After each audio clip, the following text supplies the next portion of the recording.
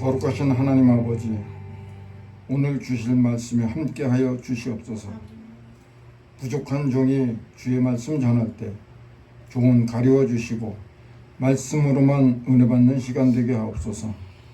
예수 그리스도 이름으로 감사하며 기도하옵나이다. 아멘.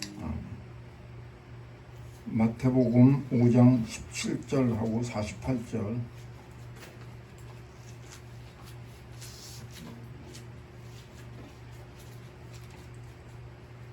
같이 합독하시겠습니다.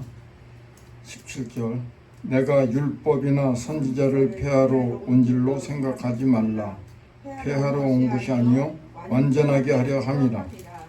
48절 그러므로 하늘에 계신 너희 아버지의 온전하심과 같이 너희도 온전하라.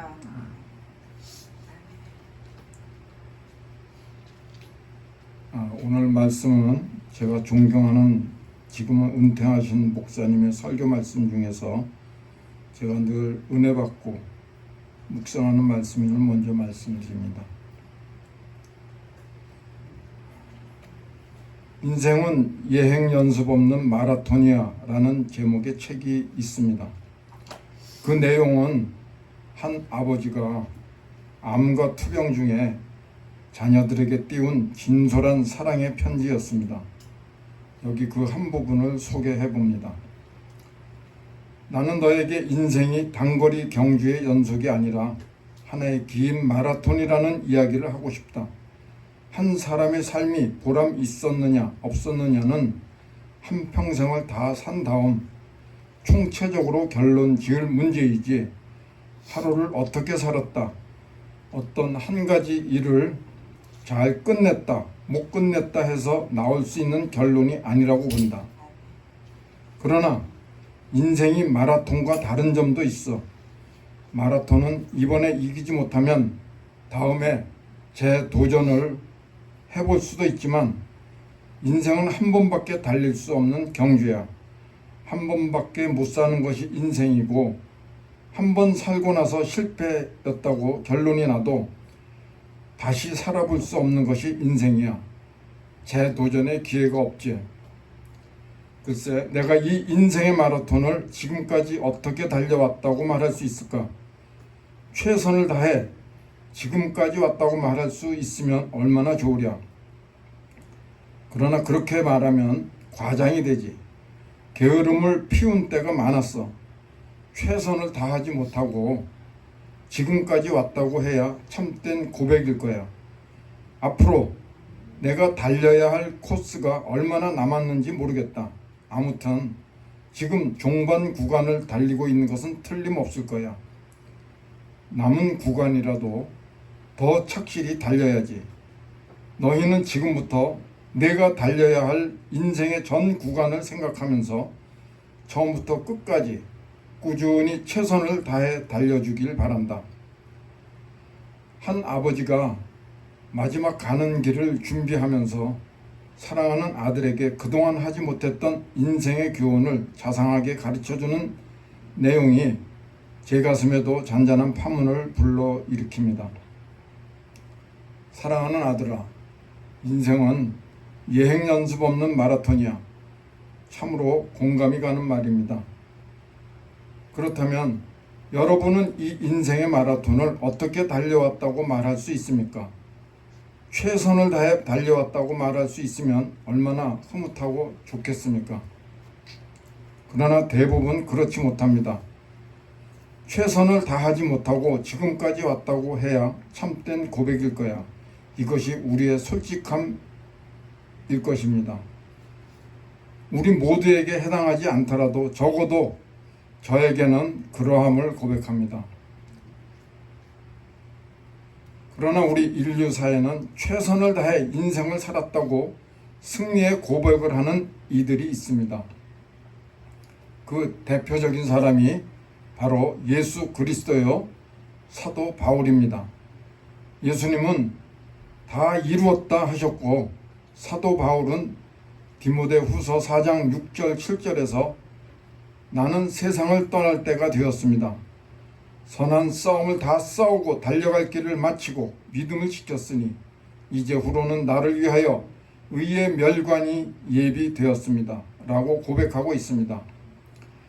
우리 역시 인생의 마라톤 풀코스를 다 달린 후에 마지막 골인 지점에 서서 이 고백을 할 수 있으면 얼마나 흐뭇하고 좋겠습니까?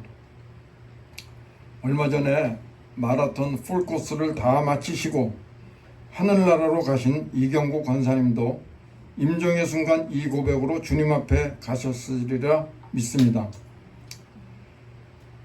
그런데 인생의 마라톤에는 윤리가 있습니다. 그 윤리대로 달려야만 그 평생의 다른 박질이 보람되고 인정받고 승리로 마치게 되는 것입니다. 만약 윤리대로 살지 않았다면 그의 평생의 모든 수고와 업적은 다 헛수고가 되고 마는 것입니다. 마찬가지로 하나님 나라에도 윤리가 있습니다. 그래서 예수 믿는 이들이 어떻게 이 땅에서 하나님 나라를 세우며 살아갈 것인가에 대한 삶의 원리를 제공하고 있는 것이 바로 산상수훈인 것입니다. 산상수훈을 이렇게 정리할 수 있습니다. 마태복음 5장, 6장, 7장에 있는 산상수훈의 주제는 하나님 나라의 시민 윤리 또는 예수 제자들의 윤리입니다.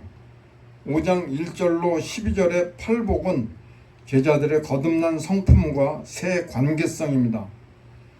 5장 13절로 16절의 소금과 빛의 교훈은 제자들의 세상에서의 사명과 역할입니다. 이어서 오늘 본문 5장 17절부터 마지막 7장 29절까지는 세상에서의 제자들의 구체적인 삶과 행동 양식을 다루고 있습니다. 그 내용을 한마디로 정리한다면 그것은 의로운 생활입니다. 여기서 제자들의 삶의 기초는 의입니다. 그래서 신앙생활은 의롭다함을 받는 것에서부터 출발하는 것입니다. 또한 신앙인이 구하는 것의 첫 번째 것도 그 무엇보다 먼저 의여야 합니다. 그래서 하나님께서 쓰시는 사람의 첫 번째 조건도 의인 것입니다. 그런데 유감스럽게도 우리 한국인들의 최고의 약점은 모든 분야에서 기초가 약하다는 것입니다. 기초를 무시하고 소홀히 여깁니다. 특히 의의 기초가 약해서 오늘 사회 전반이 계속해서 무너져 내리고 있는 것입니다. 이제는 정말 의의 기반을 확실히 세워야만 하겠습니다. 그래야 나라도 살고 교회도 살고 성도도 살기 때문입니다. 이 의의 기준을 주님께서는 이렇게 제시하고 계십니다. 20절에 너희 의가 서기관과 바리새인보다 더 낫지 못하면 이라고 하면서 말씀하십니다. 그러면 서기관과 바리새인의 의는 어떤 것입니까? 바로 형식적 의요, 이기적 의요, 종교적 의입니다. 곧 하나님 앞에서 의를 추구하는 것이 아니라 사람 앞에서 의를 추구하는 것입니다.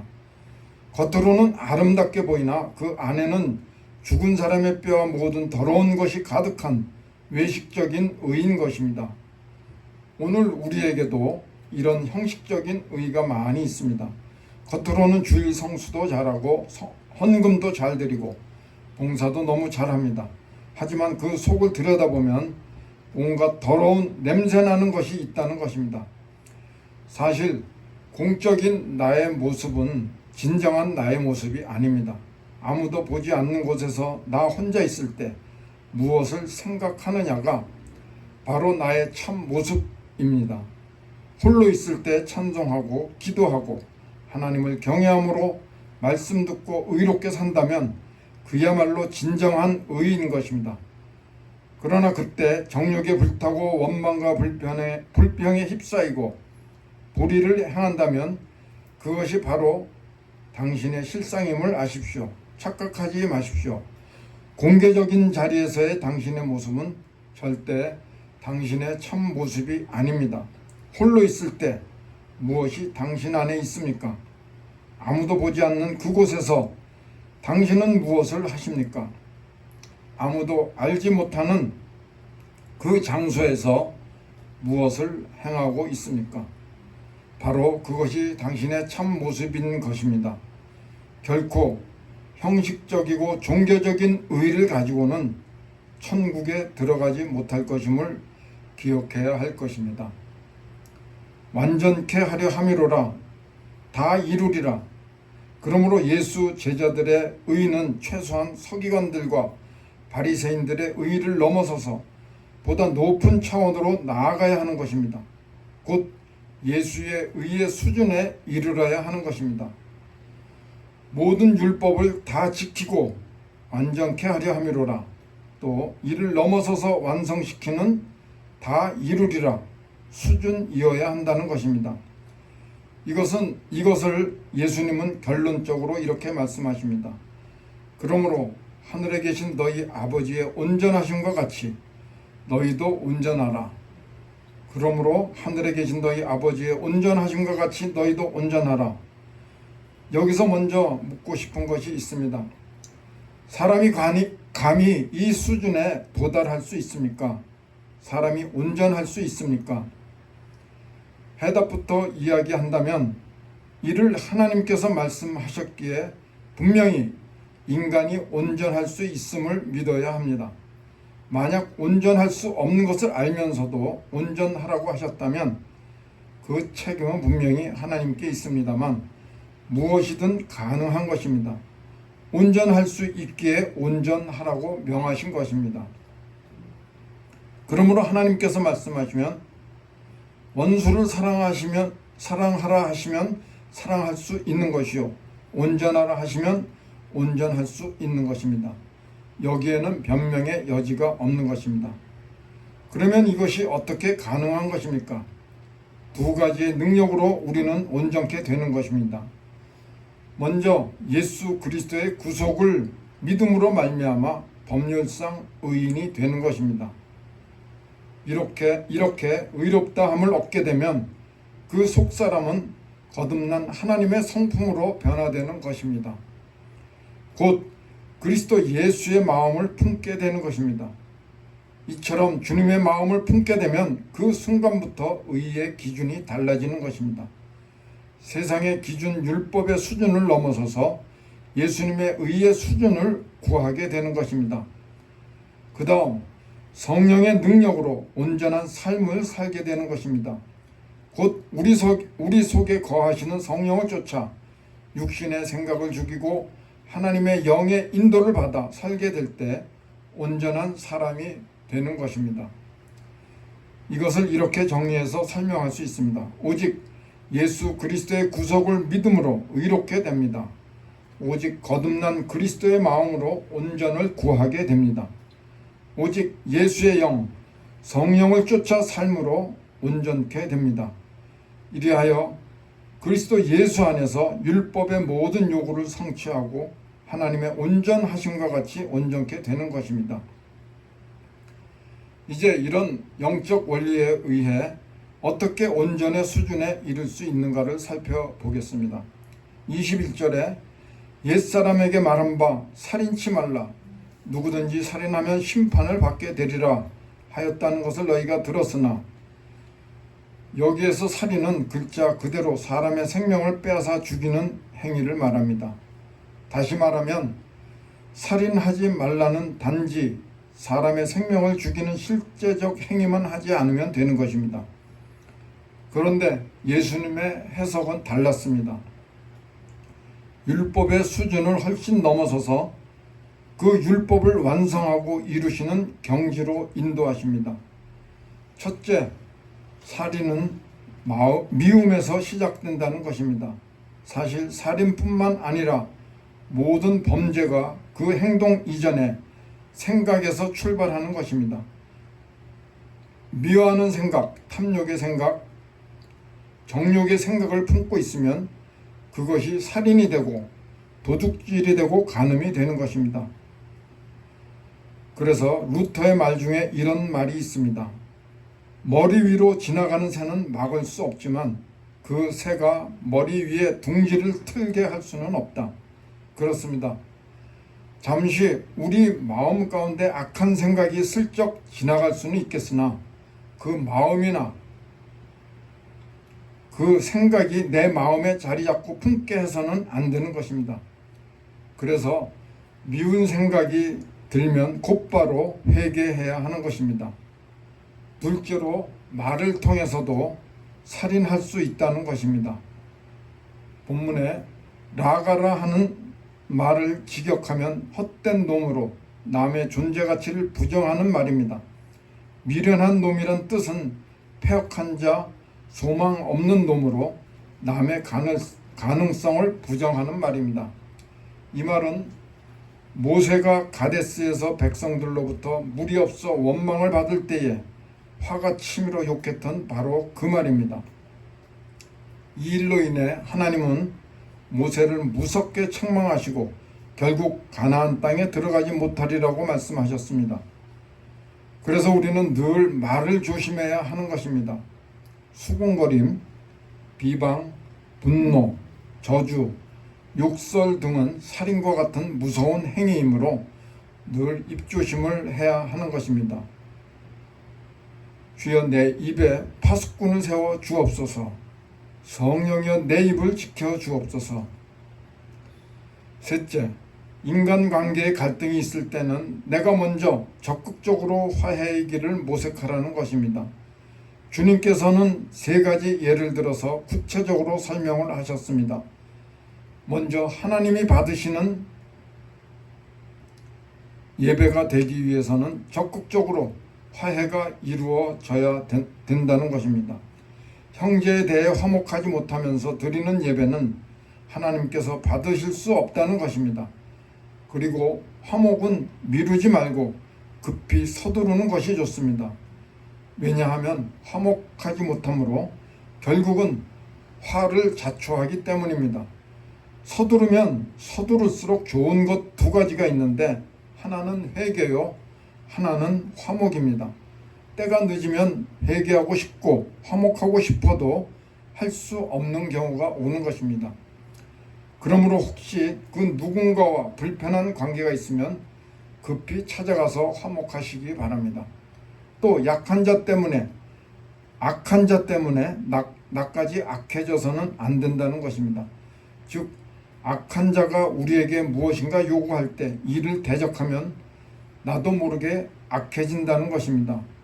악을 악으로 이기려면 그보다 더 악해져야 이길 수 있고 결국 감정적으로, 인격적으로, 신앙적으로 큰 손해를 보게 되는 것입니다. 가령 내가 물질적으로 누군가로부터 많은 손해를 입었을 때 그 일로 인해 그 사람을 미워하게 되면 물질 손해본 것도 억울한데 10년까지 나아가 신앙까지 손해를 보게 된다면 그야말로 큰 손실입니다. 그러므로 적극적인 선으로 악을 이기라고 말씀하시고 계시는 것입니다. 여기서 한 걸음 더 나아가 원수를 사랑하라는 것입니다. 어떻게 원수를 사랑할 수 있단 말입니까? 사실 입장을 바꾸어서 구원의 관점에서 그 원수를 생각해 보면 그 사람만큼 불쌍한 사람도 없는 것입니다. 그렇게 불행하게 살다가 마침내 지옥으로 떨어질 사람이기 때문입니다. 또 섭리적 관점에서 생각해 보면 그 사람을 통해서 나를 사람 만드시고자 하시는 하나님의 뜻이 있는 것입니다.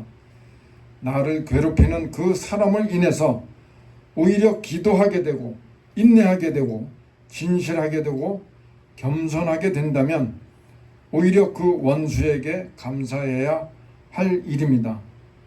또 복의 관점에서 보면 이웃을 위해 기도할 때 만약 그 사람이 복받지 못할 자라고 한다면 그 복이 다시 기도하는 나에게 돌아온다는 사실입니다.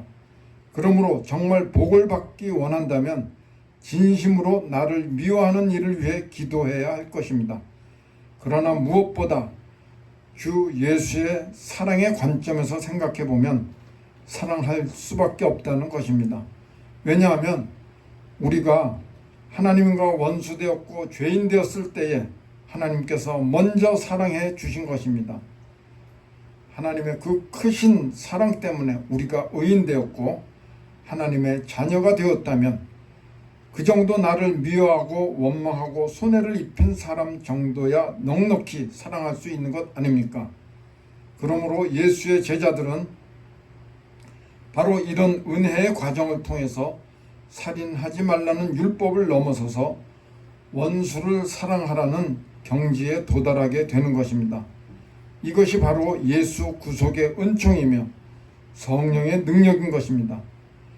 예수 구속의 은총으로 말미암아 그리고 우리 속에 선한 일을 이루시는 성령의 역사로 말미암아 원수를 사랑할 수 있고 핍박하는 자들을 위하여 기도할 수 있는 것입니다.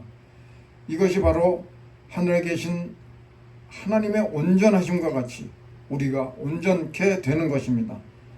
그리스도인은 은혜의 원리에 따라 위대한 삶을 살아가는 이들입니다. 옳고 그름을 따지기보다는 보다 더 위대한 원리, 하나님의 온전하심과 같이 온전하라에 의해서 살아가는 것입니다. 중국의 성자인 워치만 리의 간증에 이러한 대목이 있습니다. 어느 여름에 심한 가뭄이 찾아왔습니다. 다행스럽게도 한 크리스찬 농부의 논에는 물이 풍성하게 고여 있었습니다. 그런데 한 밤이 지나고 나면 그 물이 이웃집의 논으로 다 빠져나가고 마는 것입니다. 그 밤에 이웃 논 주인이 몰래 빼가는 것이었습니다. 그래서 그 사람은, 크리스찬은 이웃 사람에게 따집니다. 왜 나의 논에 고여있는 물을 당신이 다 빼내어 가는 거요? 그는 당연히 자기 권리를 주장해서 다시 물을 빼왔습니다. 그런데 이튿날에도 또 다시 물은 빠져나가고 없었습니다. 그러면 또 가서 다시 빼오고 이러기를 몇 번 거듭하다가 결국 그는 평안을 잃어버리고 말았습니다. 그래서 기도를 시작합니다. 주님, 제가 정당한 일을 하는데 왜 저의 마음속에 평안이 없습니까? 주님께서 말씀하십니다. 너는 정당한 일만 하려고 하느냐? 정당한 일보다 더 위대한 일은 할 수 없겠네. 다시 기도를 시작합니다. 하나님, 정당한 일보다 더 위대한 일은 무엇입니까?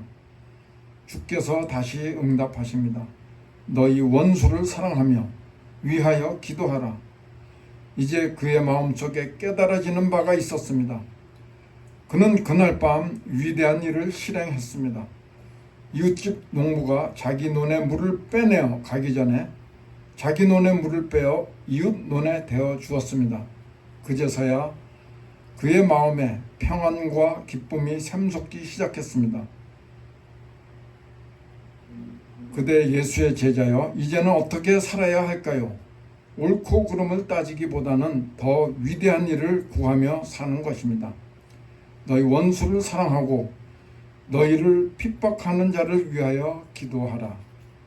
하나님의 온전하심과 같이 너희도, 우리 모두가 온전하라. 같이 기도하시겠습니다. 하나님 아버지, 하나님의 온전하심과 같이 우리도 주 안에서 온전하게 하여 주시옵소서. 옳고 그름을 따지기보다는 더 위대한 일을 구하며 사는 저희들, 하나님의 온전하심과 같은 주님의 자녀들 되게 하여 주시옵소서. 예수 그리스도의 이름으로 기도하옵나이다. 아멘.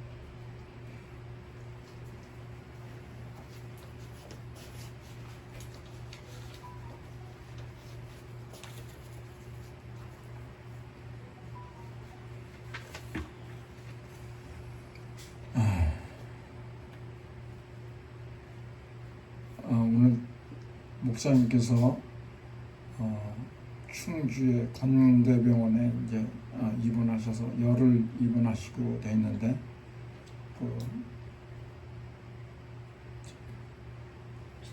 췌장기를 부착하시는 것 때문에 입원하셨는데 치료가 잘 되시고 잘 적응하실 수 있도록 함께 기도해 주시기를 바라겠습니다. 음파감리교회가 부르시면서 헌금 봉헌하겠습니다.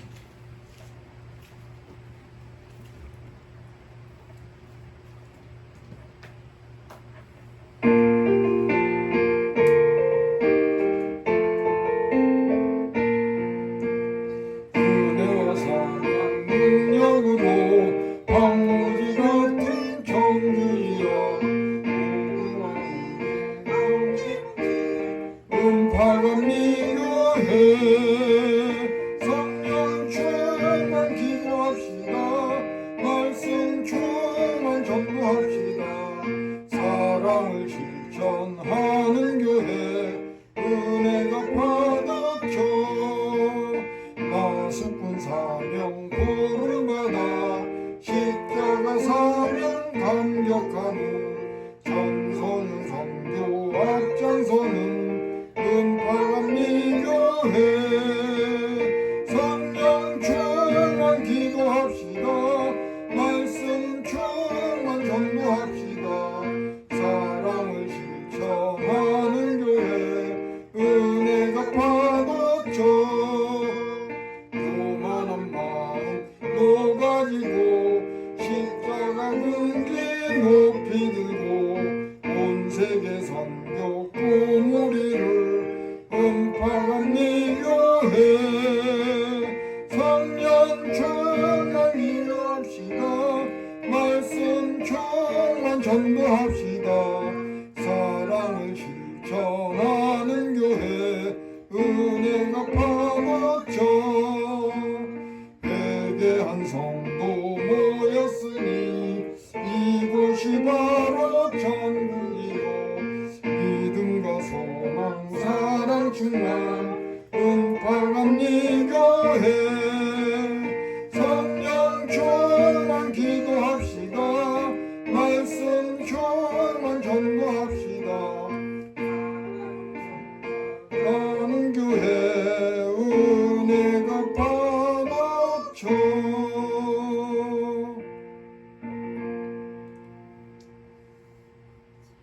기도하시겠습니다.